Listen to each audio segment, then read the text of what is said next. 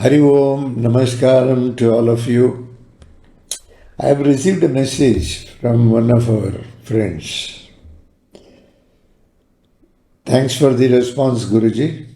Probably thanks for the previous video. I am generally critical of myself and things which are done for the common good and Brahmins in general. Lost a lot in the name of correcting others. To discover the non-doership and love is needed. Need your grace. My thought is, if Brahmins had the tapas, love and nishtha in the right place, so many things would have been better in this world. With that in mind, I raise the issue. Apologies again if I touched a sensitive subject. Need your grace to surpass this, go beyond fear and criticality and flow. Sorry again.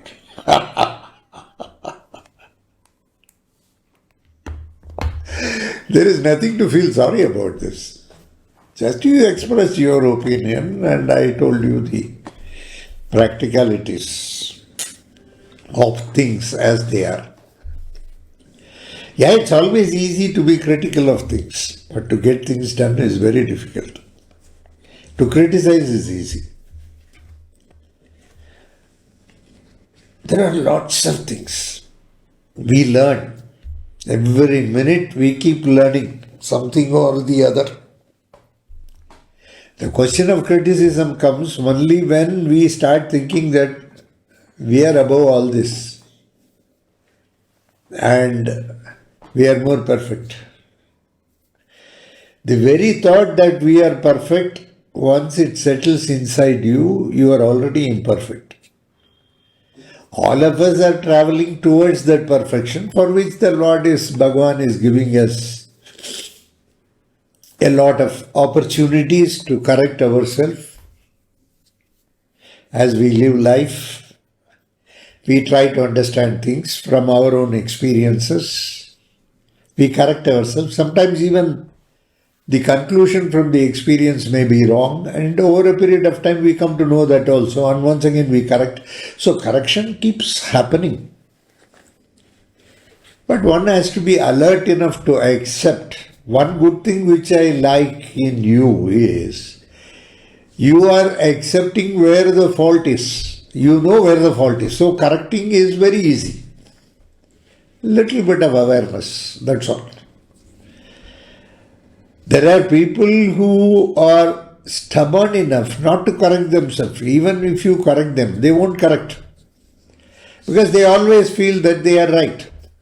In one way it is good, because they will do things the way they want, and if they learn out of it, that may be more permanent than somebody advising you to do a particular thing and you are doing it. In fact, I used to say that it's better to do things on our own and accept responsibility thereof and carry on in life.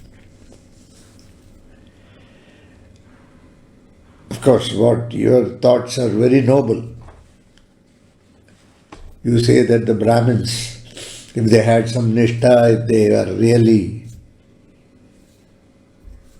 truthful and down to earth and all those things, yes, naturally things might have been better in this world. That's a very noble thinking. But you forget that you are not in Satyuga, in Kali Yuga. Such a thinking works out probably in Satyuga. Even in Satyuga we don't know. Vedas came much, much before. Even presuming that they came during Satyuga. They say Satyam Vada Dharmam Chara. When everybody is speaking truth, and when everybody is very dharmic, where is the necessity to say, speak truth? Where is it? When everybody is very perfect,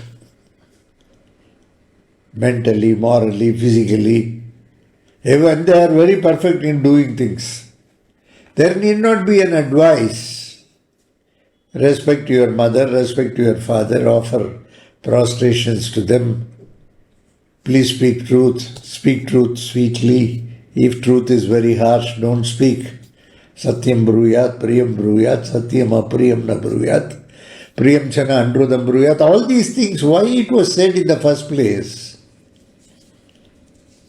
When those days it was already that, or probably posthumously they thought that these things may come for a debate.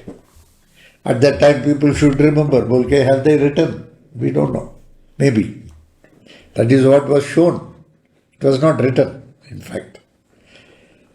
Vedas were just seen. The mantras of Vedas were just seen across by seers and rishis, and whatever they could grasp is what you have as for Vedas today. Thanks to Veda Vyasa for classifying it. So, being critical is very easy. To criticize, I don't say that you should not criticize. But you should have known the subject very well before criticizing. There are people who are criticizing so many things in Hindu philosophy. But the problem is they are doing it very selectively. They might have known 4 lines, not the entire Grantham. They start commenting about it.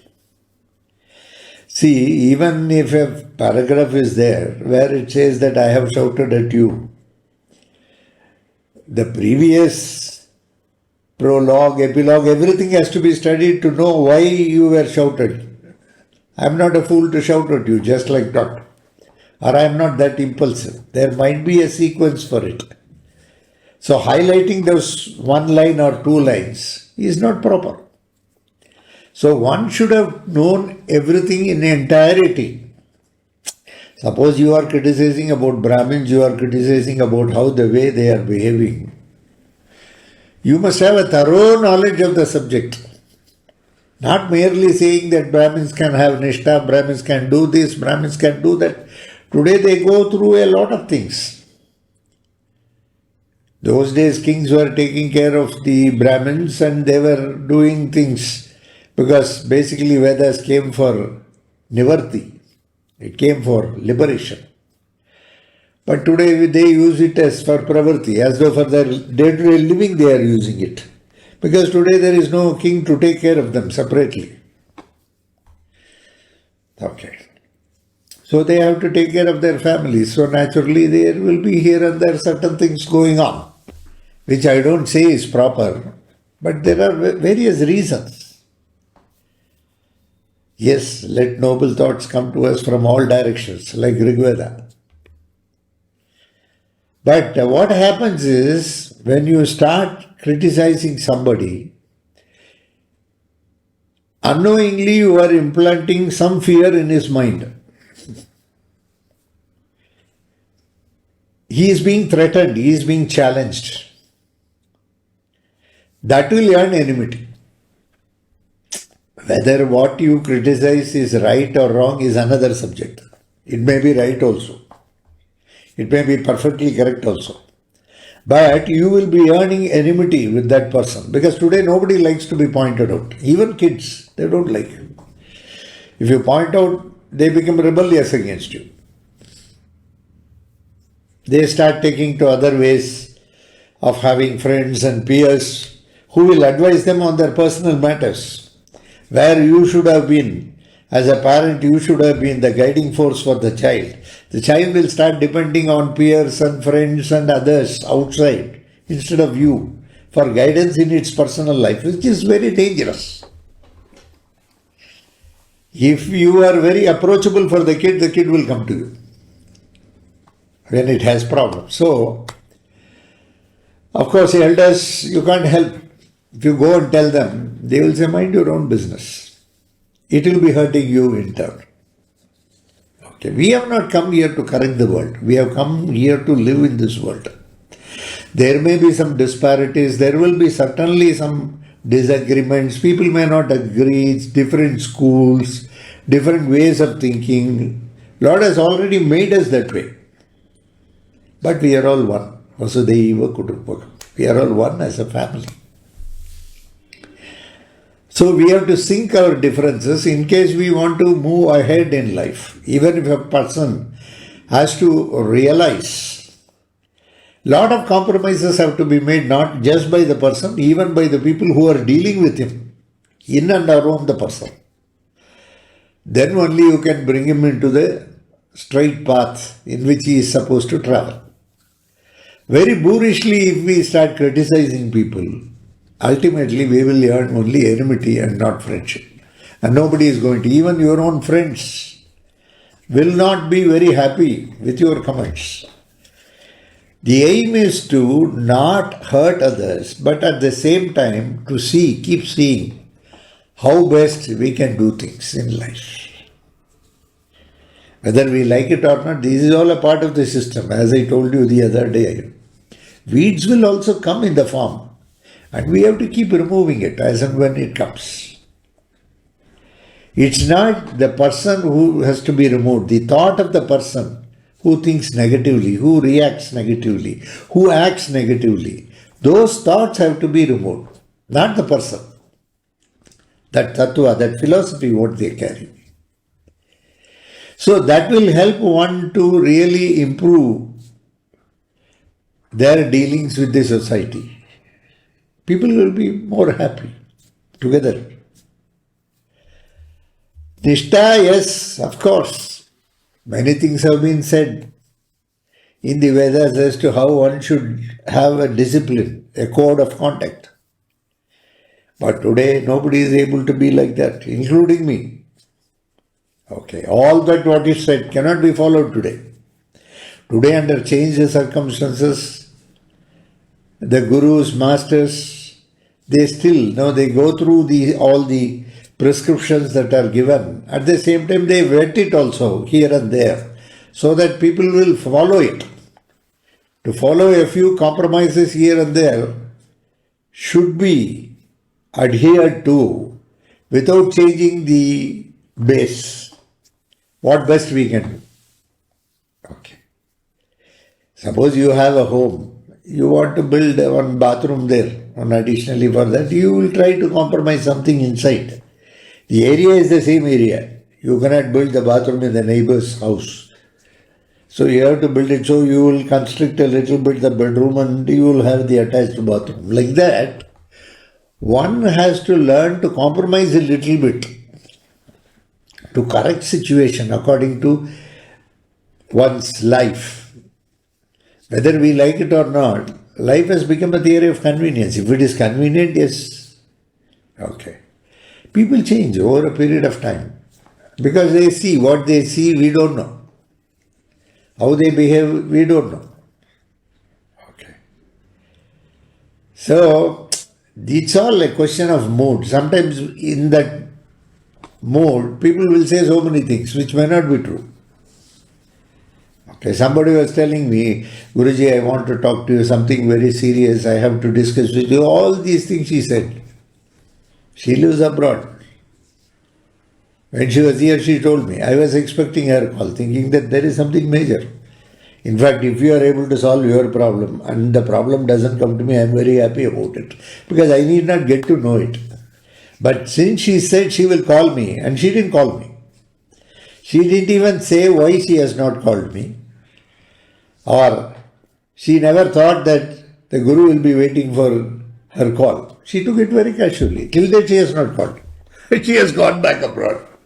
So people will say so many things. That is at that particular point of time, some mood or something they have to say, they say. But will they honor it? We don't know. They will not honor it. So that expectation, if it is there, it will be hurting. Okay. So people will behave the way they want to behave. And suddenly something comes, they will throw tantrums. That is the nature of people. So everybody, the question is how serene a person is more internally. He may do so many things, he may talk so many things, but internally he may be a very serene person. Some people externally they will project as though they are very religious and divine, but internally they will be totally impure. Okay, these are all very common, these are all human factors. So what my suggestion to you will be, keep observing things, learn out of it. You have not come here to correct others. Disown doership. Everything is Lord's will that takes place. And you are saying that is also Lord's will. My saying this is also Lord's will. Otherwise, We will not be debating on this. Nothing to feel guilty. Feel relaxed. I'm always with you. Not that I am not with you. Okay, I am always with you. Please remember. You can feel me at every point of time. I will be there around. That much. So keep these things in mind. Go slow in life. Slowly change the critical nature into something more amenable, where you become more acceptable to people. Okay, then only you can market your product. If you want everybody to be very loving, caring, first you must be approachable. Then after that, yes, you can market the product. Love may be your product. You can market it very easily, provided you allow people to be themselves. And doership has to be dropped. Ultimately, Lord is the doer, and He is the only doer. He can alone do, He can undo things. And nobody can question. His ways are inscrutable. Lord's ways are totally inscrutable. And comparing His actions with our cosmetic laws, the cosmic being, it's not fair.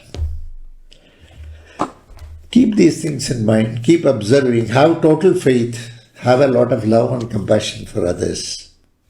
Drop anger, resentment. Keep watching. When anger comes, be alert to watch it. The anger will drop on its own. Anything you keep observing will slow down so that you can understand better. God bless you all. Thank you very much. See you some other time.